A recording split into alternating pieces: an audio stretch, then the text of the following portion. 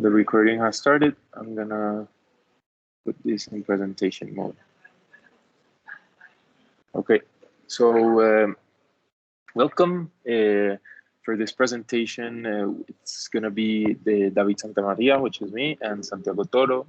We're gonna be talking about greenfield investments within the theory of evolution of firm internationalization. We're gonna be using Nestle in Colombia as an example of a greenfield investment and to explain the theory of greenfield investments and why companies make this foreign direct investment within the Nestle example.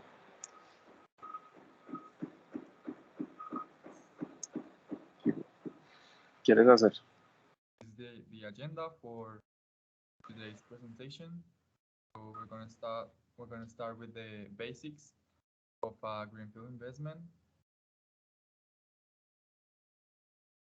We're gonna start with a short definition of the concept and the main things about what a greenfield investment is. And then we're going to explain how Nestle has introduced its operations through Colombia and how they apply the concept.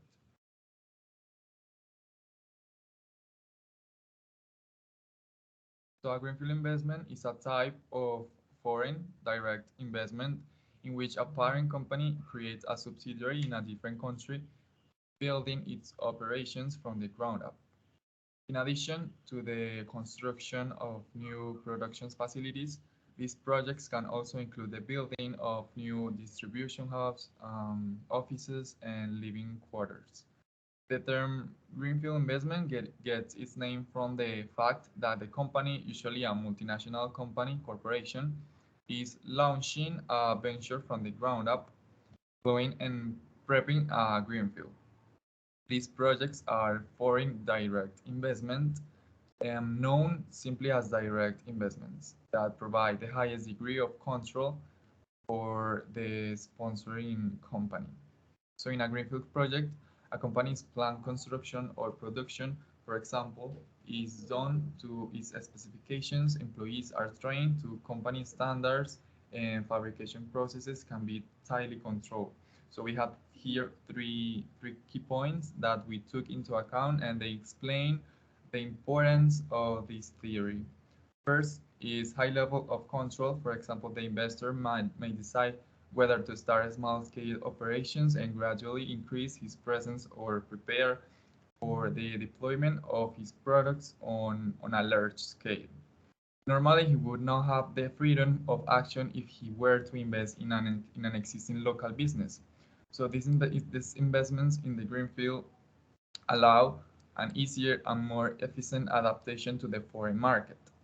The investor can adapt products and prices to local conditions and has a greater control to ensure product quality. We're gonna explain later how Nestle focus on these points in these own facilities.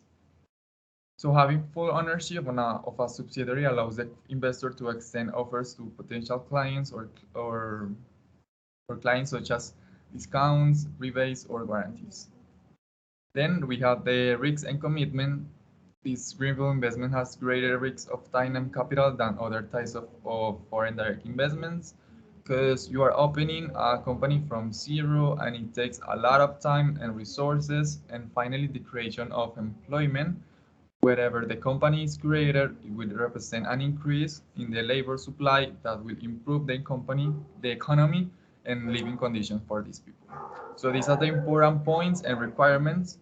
Greenfield investment requires a huge amount of capital expenditure, which requires a huge amount of borrowings and loans, and therefore the interest burden is very high.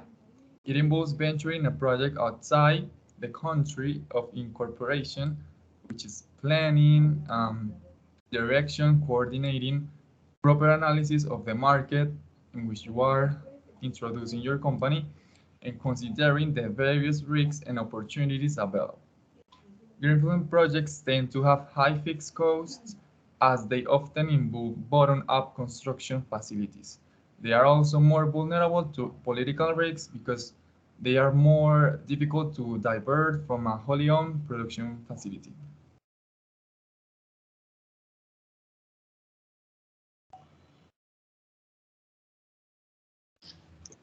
Perfect.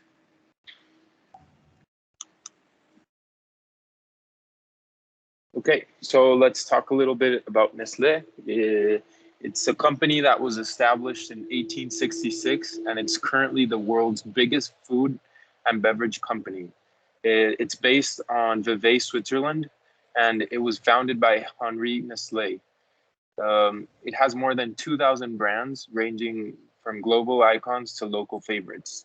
Depending on the country they're based, they can have local products that are exclusive to that country, or they can have global products that can exist in across different countries. Their products include baby food, medical food, bottled water, breakfast cereals, coffee and tea, confectionery, dairy products, ice cream, frozen food, pet food, and snacks. Their stakeholders include farmers who grow the ingredients, the employees within the company, and the consumers who use the products and consume their products, as well as the communities where the company is based and it operates. It's currently present in 186 countries and has over 280,000 employees worldwide. Fun fact about Milo: it's actually not just it was not created in Colombia, and it doesn't exist only in Colombia. It was created in Thailand, and and it exists in more than 5 countries. Okay. So Nestle entered Colombia first in 1922 through Panama, but it had no physical establishments. It was just distributing the products and testing the market. And after seeing that the products were well received and had a good consumption, they decided to expand and have their first production facility in 1944. And from 1971 to 2002, it acquired local and global companies to merge them into their portfolio. Some of them are La Rosa, Swisser, and Purina, which was a very recent purchase, and it was implemented globally. Yeah, so here are some of the products that we know from Nestle in Colombia. Saltinas, La Lechera are two of the local products which are not sold in any other country. Okay, so it has 8 fabrication facilities nationally.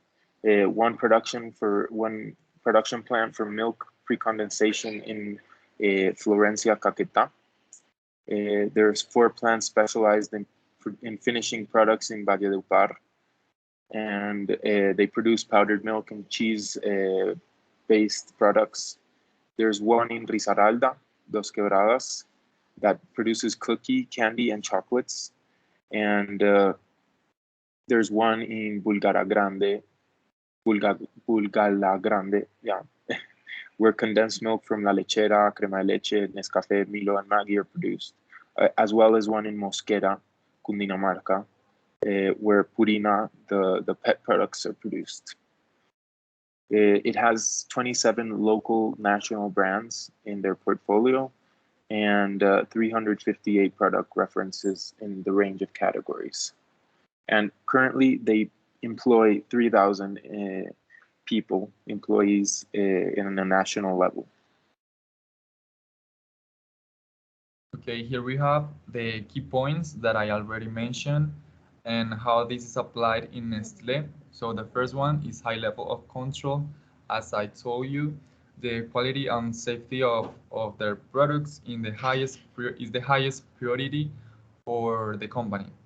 So they really focus on materials, preparation of the food, processing, testing, and packaging and transportation. For example, in terms of when it comes to materials, they have rigorous procurement and auditing processes to ensure the selection of those products.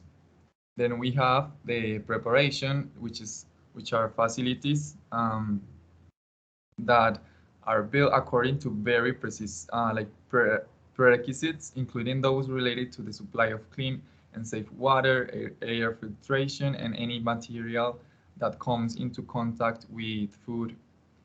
And then testing. Next, Nestle conducts more than 100 million tests a year to verify that products comply with regulations. Then we have risks and commitment because Nestle's manufacturing plants are built from zero. This involves like very high risks and resources. And we took an example, just making a Nestle plan can cost more than 137 million Colombian pesos. And finally, we have employment increase. There are currently around 328,000 employees, and they sell products and services in 191 countries.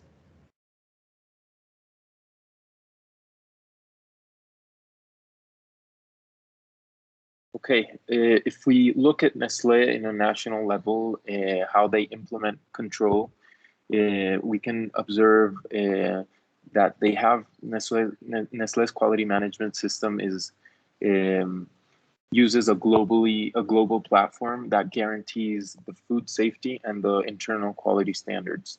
They also perform audits and verifications from independent and third parties to prove conformity to the internal standards and norms. An example of this is in Colombia. They're not the owners of the farms that produce coffee for Nescafe, but they make sure that the producers and the farmers have the technology and the required information to produce the coffee that meets the quality standards of Nestle. So they give farmers they give them technology to harvest and produce coffee in the to the quality that they're expecting.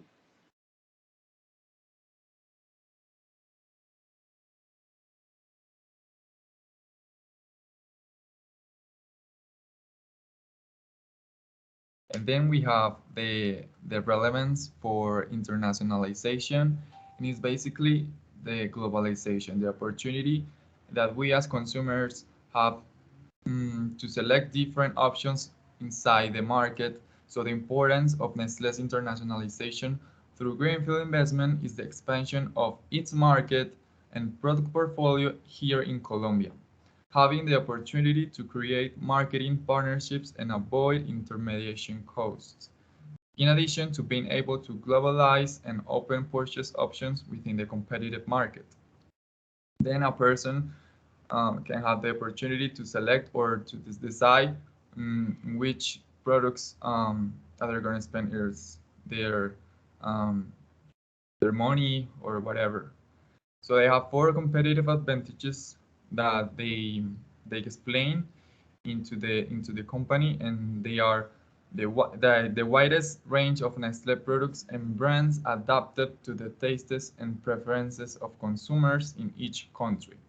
So here in Colombia, we have certain like behaviors of purchase, and this is applied into the way Nestle has their facilities and production.